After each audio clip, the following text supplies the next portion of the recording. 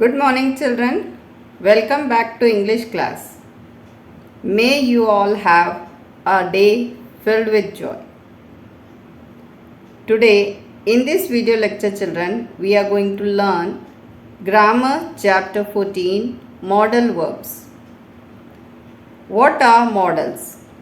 Modals are those helping verbs which express the mode or manner of the actions indicated by the main verb. Children, its main characteristics are: modal verbs are a special type of auxiliary verb. They alter or complete the meaning of the main verb, children. They express ideas such as capacity, possibility, obligation, permission, prohibition, probability, supposition, request, and desire. They can also indicate the level of formality in the conversation, children. Now, in this video lecture, we are going to learn uses of modal verbs in detail. So, let's start. Children, before we learn about modal verbs, we need to understand auxiliary verbs. Auxiliary verbs are also called as helping verbs. They have no meaning on their own. They are necessary for the grammatical structure of a sentence, but they do not tell us very much alone. We usually use helping verbs with main verbs, children. They help the main verb which has the real meaning. Children, there are only about 15 helping verbs in English, and we divide them into two basic groups. Primary helping verbs, 3 verbs. These are the verbs be, do, and have. Note that we can use these 3 verbs as helping verbs or as main verbs as well, children. Children, further auxiliary verbs are of two kinds: basic or primary auxiliaries, that is be, have, do. Modal auxiliaries can, could, shall, should, etc. Now let us understand what are modal verbs. They are auxiliary verbs that provide additional and specific meaning to the main verb of the sentence. Some of the modal verbs are can, could, shall, should, will, would, may, might, must. Children, remember the modal auxiliaries do not have S forms or ing or ed participles. The modals can, may, shall, will have past forms like could, might, should, would. The other modals must, dare, need, ought to, used to do not have such forms. That means they do not have their past forms. They are used with the main verbs to form sentences. The modals express ideas such as ability, possibility, permission, obligation, etc. Look at the table, children.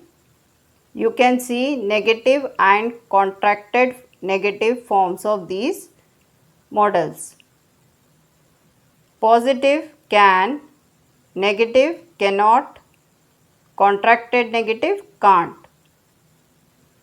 Positive could, negative could not, contracted negative couldn't. So same way, children, shall, shall not, shan't. Should not, shouldn't. Will not, won't. Would not, wouldn't. Must not, mustn't. Ought to, ought not to, and children, there is no contracted negative form of ought not to. Need, need not, needn't. Now let us learn use and application of each model in detail. First, can. Children, can is used to express ability or capacity. For example, he can run fast. So this is his ability, that he can run fast. It is also used to seek or give permission. She can go now.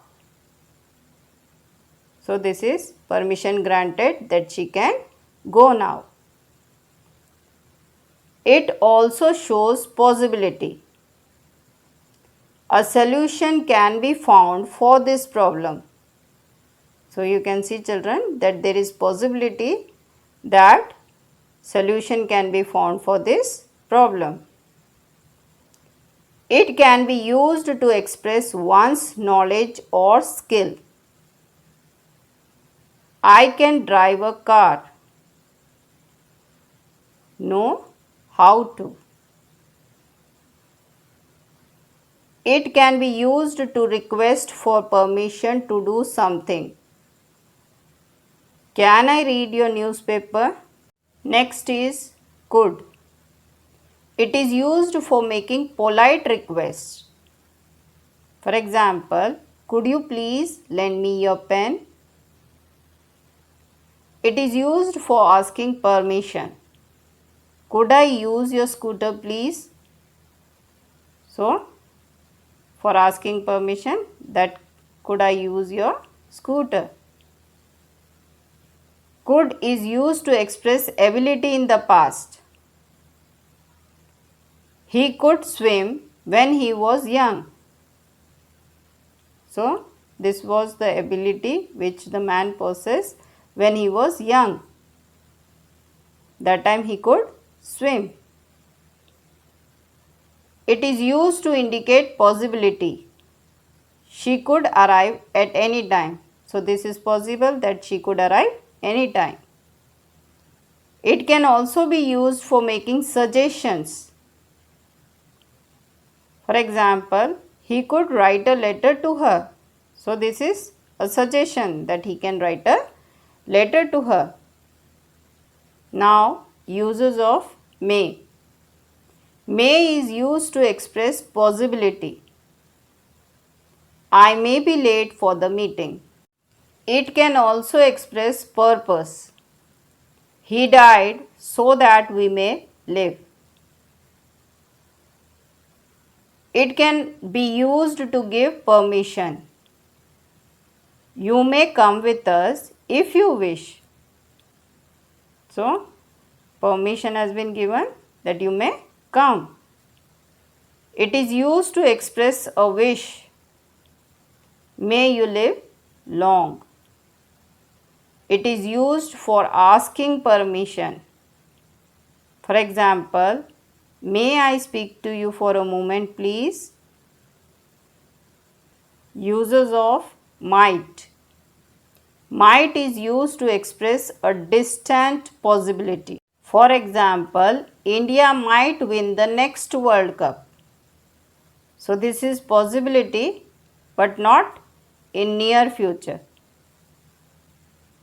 It is used as the past tense of may. He said that he might go by train. It is used to ask permission. Might I use your phone? So, here you can see, children, it is used to ask for permission to use the phone. It is used to make suggestion. You might try my phone. So, this is a suggestion. It is used to make a request. You might just please post this letter on your way home. So it is a request that post this letter on your way to home. Now let us learn where to use shall. Shall with second and third person is used to express promise. For example, you shall have a reward if you make no mistake. So here you can see children, second person you and expressing promise, that is you shall have a reward. It is used with second and third person to express prohibition. For example, you shall not enter the room. Again, second person you and it is expressing prohibition, that is you are not allowed or you should not enter the room. This is prohibition, children. It is used with second and third person to express obligation. Obligation, that is duty. You shall do as you are told. So second person you shall do as you are told. You can see children that it is expressing obligation, that is it is your duty to do as you are told. It is used to express simple future. So simple future formation we know children, subject plus shall, will plus base form of the verb. I shall go to school tomorrow. So here you can see children, subject I, shall, base form of the verb. It may be used to express intention. I shall see you again on Monday. So this is his intention that he shall see again on Monday. In questions, shall is used to ask the will or desire of the person addressed. Shall I open the door? Next is will. Will is used to express intention and willingness. I will try again if you wish. So this is his willingness. It is used to express simple future. As we have already learned children, simple future formation, subject plus shall, will plus base form of the verb. So here with third person he, will is used. For example, he will meet you tomorrow. So subject third person he, will, base form of the verb meet. It is used to make polite requests. Will you open the window please? It is used to make an offer or a promise. I will carry that bag for you. Here he is offering. We will meet her at 5 p.m. This is promise. Should. Should is the past tense of shall. He said that he should go and attend the function. Should is used to express duty, advice, suggestion, obligation, etc. For example, you should respect your elders. So this is your duty. She should consult a doctor. This is an advice. It is used to express purpose. She worked hard so that she should pass. It is used for polite request. I should be grateful for a prompt reply. Next, it is used for stating imaginary results. I should go mad if I had to spend so much money. So this is imaginary result, children, that he may go mad. It is used for stating a decision or order. For example, the committee recommended that he should be dismissed. So, this was a decision taken by a committee that he should be dismissed. Now, uses of would. It is used for making polite requests. Would you lend me your pen, please? It is used for giving opinions. For example, it would be fun to have a beach party. So, this is an opinion. Would is the past tense of will. He said that he would help her. It is used to make offers. Would you like a cup of coffee? So he is offering. It is used for talking about past habits. We would go there and swim in the pool. So this was their past habit. That means they were practicing in the past. Ought. Ought is usually followed by to and an infinitive. Ought to is used for saying what is the right or sensible thing to do. For example, you ought to get up earlier. It is used to express possibility. Our team ought to win the match. So this is possibility. It is used to express a sense of duty. You ought to respect your elders. So this is your duty that you should respect your elders. Must is used to express obligation. For example, you must be careful. It is used to express prohibition. You must not smoke here.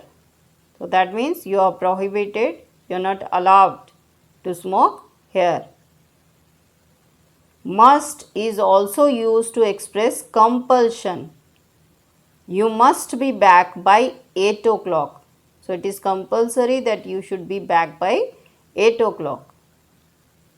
It is used to indicate that something is likely or logical. You must be hungry after the long walk. So this is logic thing that after a long walk you must be hungry. Where to use need. The negative form of need is need not and contracted negative is needn't. It is used in negative sentences and questions. Need in the negative form is used to express absence of necessity. For example, you needn't finish your work today. So, it is not necessary that you finish your work today. Need is also used to express obligation. For example, he asked whether he needs send some money. It is used with have plus past participle to indicate that actions in the past were not necessary. For example, you needn't have watered the plants. It is going to rain. So you can see, children, here needn't plus have plus past participle, that is watered here, and it is used to indicate the action that it was not necessary to water the plants as it is going to rain. It is used for giving someone permission not to do something. You needn't come if you don't wish. So, Here permission has been given that there is no need for you to come if you don't wish. Next is dare. Dare means to have the courage to do something. It is usually used in negative and interrogative sentences. He dare not speak against me. Negative. Interrogative. Example, dare she go there alone? Used to. Used to is used for habitual actions in the past. For example, he used to smoke when he was young. That means, children, that now he is not continuing with that action. So this is his past habit. Would is commonly used in place of used to. For example, she used to go to the temple daily. So you can see, children, in place of used to, we can use would. She would go to the temple daily. Now, let us summarize what we have learnt. Modal verbs are used only in one form. That means there is no past form of the modal verb, no ing form, no s in third person singular. In negative sentences, place not after the modal verb. Never conjugate means they never change their form to match the subject, whether it is singular or plural or according to the tense. They express an idea such as possibility, necessity, obligation, etc. Children, they always come before subject in interrogative sentences. Modal verbs always followed by a main verb in the base form. Look at this table, children. Modal, can, could. Its function is to express ability. Could, may, might to express possibility. Must, must not to express probability, prohibition. May, can, could. These can be used to express permission. Had better, should, ought to express advisability. Must, have to, have got to express necessity. Do not have to, must not are used to express absence of necessity, prohibition. Can, could, will, would for requesting assistance. Would rather for showing preference. So children, do revise their uses thoroughly and do not forget to keep practicing for exercises. That's all in this video lecture, children. May God bless you all. Thank you.